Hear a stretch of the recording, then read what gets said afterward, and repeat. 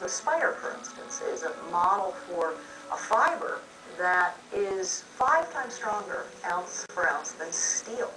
It's kind of a miracle material. If we copy nature, we can create better machines, we can create better opportunities, we can extract more resources without being destructive. I'm Jay Harman, Chief Inventor and CEO of Pax Scientific, that specialize in studying how nature manages to design incredibly energy-efficient systems. The way we pump things, and fans, and air conditioners, and wind turbines, and hydro turbines, the blueprint's there, nature's already proven it to us. It's pretty simple. And what is a fan but basically a collection of wings? Well, who makes the best wings in the world? Nature does. These swallows are more maneuverable than any aircraft that we have right now. Aeronautics engineers are jealous of these guys. One of the things that they're looking at swallows and swifts for is the interesting way that as they're flying, to make an adjustment, they'll move their wings back. And this streamlines them.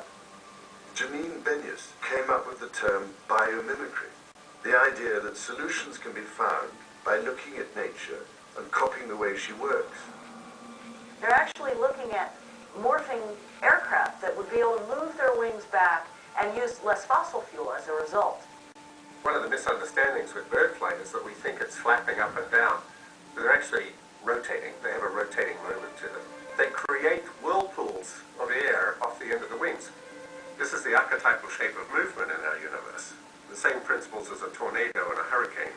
There is something mysterious and magical that in all of this chaotic world that we live in, there is this beautiful pattern that shows up everywhere and it underlies all life. It's like the thumbprint of God, if you like. And it's beautiful, and it's functional. Nature may appear chaotic, but there are shapes and movements that are common throughout the natural world.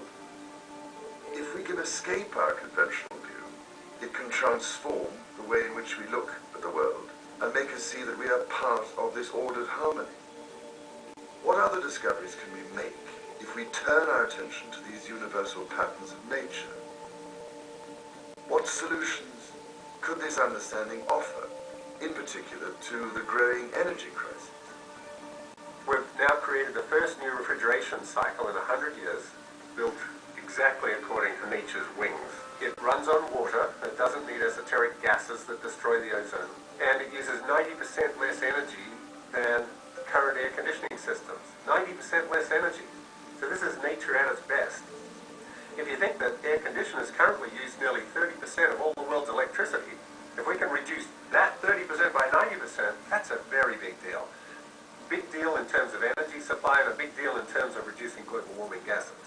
Life's been around for 3.8 billion years. And in that time has learned to harvest solar energy and circumnavigate the world and fly without fossil fuels and live at the top of mountains, bottom of the sea. Things that we can only dream about doing. Life has learned how to do, and has learned how to do it sustainably. You know, once a species is gone, it's not just the materials of its body that are gone, it's the wisdom, it's the knowledge that it has for us. I'm a physician. My interest in the environment is the interest of someone who sees the planet as his or her patient. Polar bears are threatened, and people are very upset by that because polar bears are these majestic animals.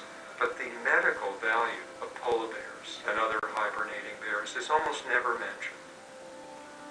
If we understood why don't polar bears get type 2 diabetes even though they're obese, we might be able to offer new treatments or even prevention for this major public health problem. More than 20 million Americans, 7% of the population, have obesity-related type 2 diabetes. More than 250 million people around the world have this disease. So if we lose them in the wild, and predictions are that we may lose them by the end of this century, we may lose cures for obesity-related type 2 diabetes, diseases that kill millions of people every year, cost the global economy $130 billion a year. The greatest challenge is to help people understand their relationship to other species and to the worlds they live in. And the best way to do that is to talk about how their health is dependent on these living systems. We somehow imagine we can do without all these species, without this rich diversity, and at the same time throwing away the chance of developing all sorts of new medical treatments. In many ways, those chronic conditions that are costing all of us even more money than ever before.